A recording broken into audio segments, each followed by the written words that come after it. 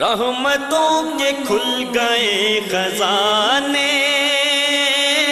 مغفرت کے مل گئے بہانے، موسم بہار لوٹ آیا، گاؤ رب کی حمد کے ترانے، بولو نیکیوں کی میٹھی بولی،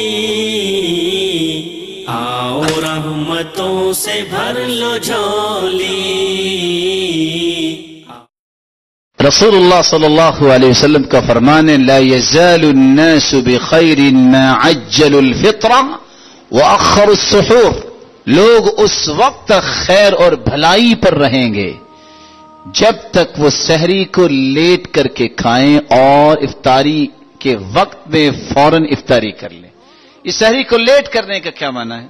یعنی اذان تک لے جائیں۔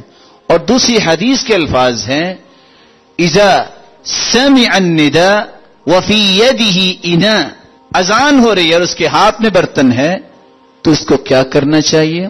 فلیقضی حاجتہ، وہ اپنی ضرورت پوری کر لے۔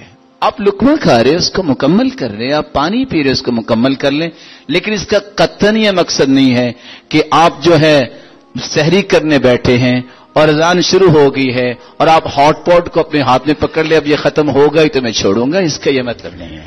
آپ اپنی ضرورت کو پوری کیجیے اور شریعت نے آپ کو اجازت دی ہے فَلْيَقْضِي حَاجَتَهُ، اپنی ضرورت کو پوری کرے، اس وقت ہیلے اور بہانے نہ لگائے۔ اور رسول اکرم صلی اللہ علیہ وسلم نے اسی ساتھ کہہ دیا نعم سحور المرء التمر، بہترین سحری مسلمان کی وہ کھجوریں ہیں۔